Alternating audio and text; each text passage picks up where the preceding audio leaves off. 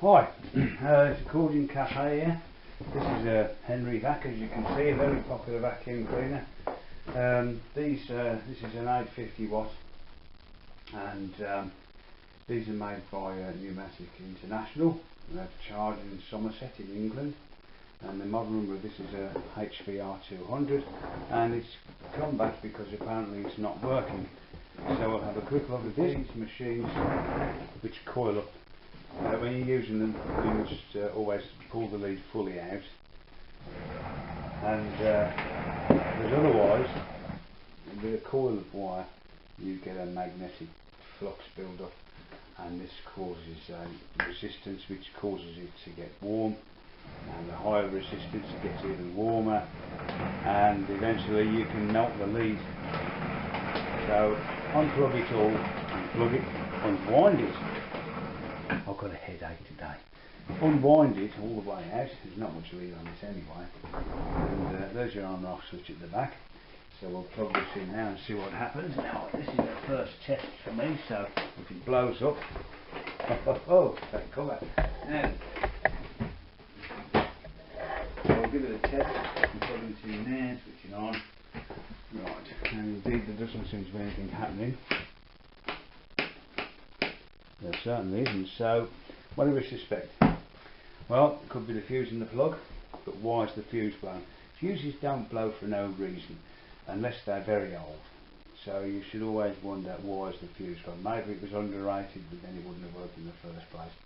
It could be the mains lead's gone open circuit, because these take a lot of bashing, especially the one in backs and forwards and by the plug. So the first thing I do, if it's not the fuse, is chop 6 inches off the mains lead, refit the plug and try it again. You may find it's okay. Very often, many times you find it's the plug on there. It could be the thermal overload cut out. There again, not sure if this has got one. It's bound to have one.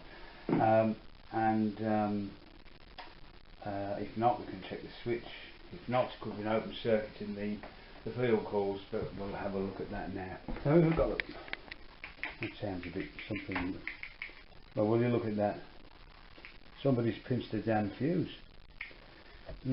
I'll put another fuse in. I shouldn't think that it's been brought in for that. It's probably because someone's is not working and they've nicked the fuse. So we'll put another fuse in and see what happens. Now here we have a 13 amp fuse, which I've just nicked out of a plug in the drawer. And just before I go to the trouble of fitting the fuse, finding it doesn't work, and then wondering if the fuse is at fault, what I'm going to do is I'm just going to test the fuse with a multimeter. And I'll put it on the bleep setting, put the two leads together, that bleeps, so they work okay. So we'll put that probe on one and put this probe on it. That's a good fuse.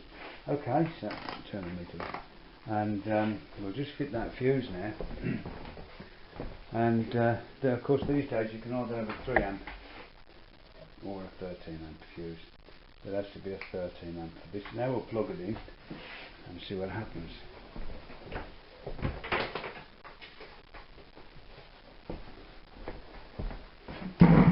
Whoa! And I can tell by the sound of that. Well, it's obviously blown the fuse. But that sputtering when it starts, that's the carbon brushes with a bad track on the armature, the commutator of the armature inside the electric motor. If that's the problem, then I'm afraid this cleaner is more or less scrap. It's too expensive for a new motor, and it will require a new armature, brushes. So we're looking at quite a bit of money. So let's open the top up and have a look. I'll just first of all, as ever, switch off and isolate. And I always tell you this. I always like to see the plug. I can guarantee you now that fuse is gone. We'll have blown the fuse immediately. So let's have a look, and we'll just put it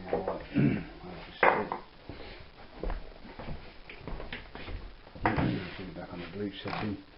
This fuse will be no good now.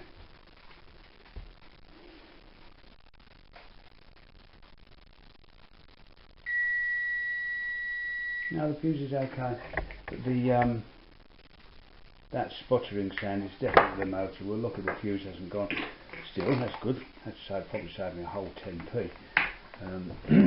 So we'll just whip this apart quickly. and another 2 patches out the side, one there and one that side here. I think this is going to be full of shite. Have a look.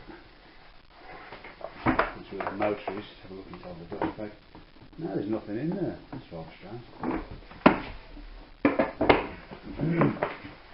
Right. I always like to see, as long as you can see the plug, you'll be fine. So, I'll take this out. I'm using this huge drill because the electric screwdriver battery's gone flat.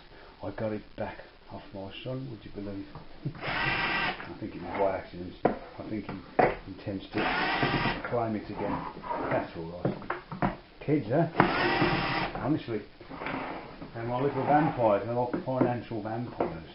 They take it for every cent you've got if you let them. Now then, right, so now we're doing that with it now.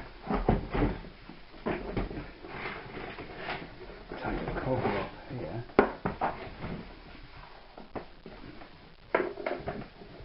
Yeah, that's the lead cover gone off those. And also the bit we just lost, which is here. This is the black piece.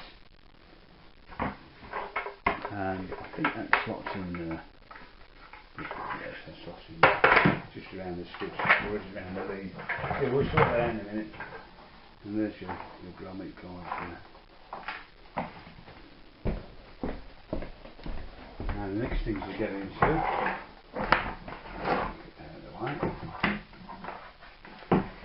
this is your recoil with the lead flash onto there. So we can get that out of the way as well. And look at it here.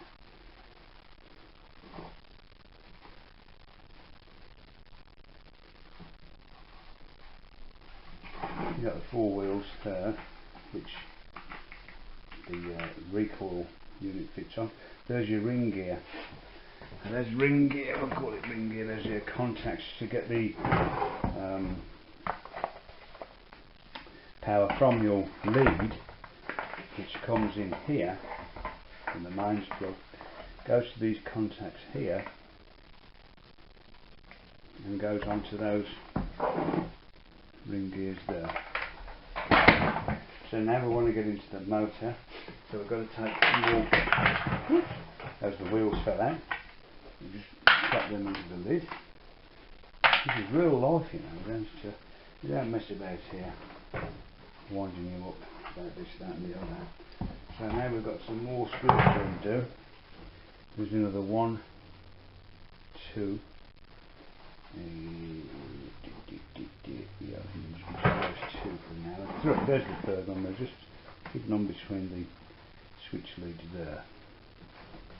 So one dab is with these 3 screws here.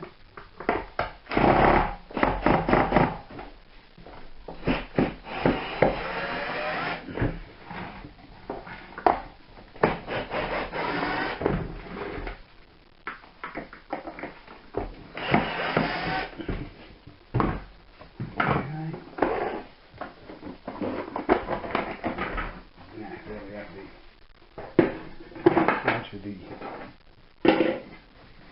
exhaust inlet for the motor. That's all your motor coverings will hold the motor in place. And now we can see the commutator, which is in fact in pretty bad nick. Yeah, it's very, very damaged. I'll see if I can get a close up on that for you to see. And now you can see the commutator, and if I turn the fan end of it, now a bit of a dark strip is okay, but what isn't okay is the damage, the heavy pitting on this. Now you can see it just there and there. That's quite bad then. You can take the armature out and put it in a lathe. I have seen that done, but it's a bit of a skill, you know. So unfortunately, this motor is finished. It's not really worth doing. We'll have a look at the state that the brushes are in while we're at it, and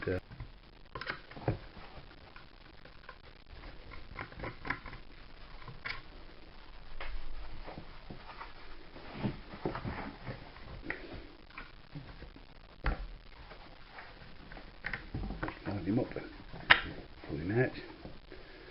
Now let's have a look at the state of the brush, push him back through.